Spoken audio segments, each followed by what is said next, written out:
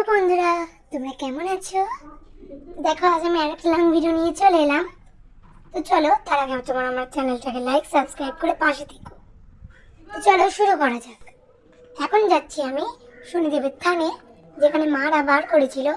আমি করিনি কিন্তু, কারণ আজ আমি স্কুল থেকে এসেই দেখি না তারা বাড়ি চলে গেছে।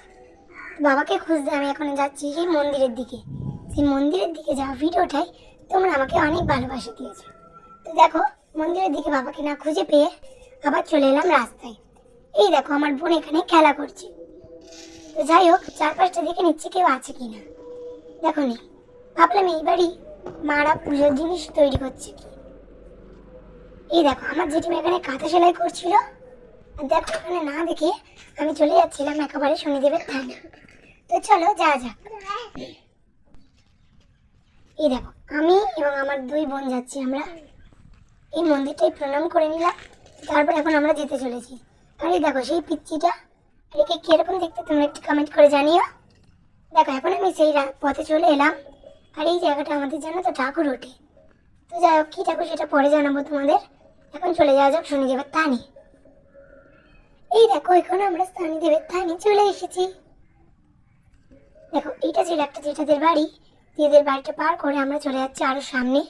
যে ছোট্ট মন্দিরটা দেখতে পাচ্ছ, দেখো এই চারপাশটা কেমন ভেঙে গিয়েছে তাই না। তো যাই হোক আর কি করা যায়।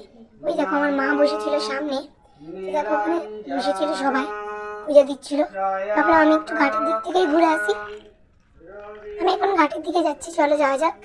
এখানে প্রচুর কাদা ছিল, কোন দিক থেকে যাবো বুঝতেই পারছিলাম না, তাই দেখেই নিলাম। এখন আমরা যাচ্ছি, যেহেতু চলে এসেছি এখানে কাদা থাকার কারণে আমি লাফিয়ে গেলাম। এখন আমি চলে যাচ্ছি ঘাটে। আর চারপাশে সিনারিটা দেখো কি দারুণ, অপূর্ব সুন্দর। তোমাদের জায়গাটা কেমন লাগলো কমেন্ট করে জানিও। তো যাই হোক এই দেখো চারপাশ,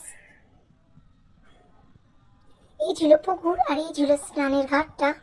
তো চলো এবার উপরে যাওয়া যাক। উপরে এখন আমি চলে যাচ্ছি। দেখো সেই পথে আবার আমি পেরিয়ে গেলাম। এখানেও কিন্তু নানান ধরনের ঘাস টাস সব ছিল। আর এইটা ছিল আমার মা। আর এই দেখো দুজনে চলে এসেছে, এখন হচ্ছে ওপরে। তো চলো এবার আমি চলে যাওয়া যাক, কারণ পূজা প্রায় শেষের দিকে। আর আমাদের কোথায় পূজা হয়ে যাওয়ার পরে খাওয়া হয় জানো তো। তো যাই হোক এইটা ছিল দুর্গা পূজা হয় এখানে। তো তোমাদের পরবর্তী বলবো বলেছিলাম, তাই এই কারণে। এখন আমি বাড়িতে চলে এসেছি। আর দেখো এই জায়গাটা ধুয়ে আছে, ভালোভাবে ধুয়ে দেওয়া হয়েছে, কারণ এখানে পুজোর জিনিস খাওয়ানো হয়। আচ্ছা এই ভিডিওটা কেমন লাগলো কমেন্ট করে জানিও। যদি ভালো লাগে লাইক সাবস্ক্রাইব করে পাশে দেখো। বাই।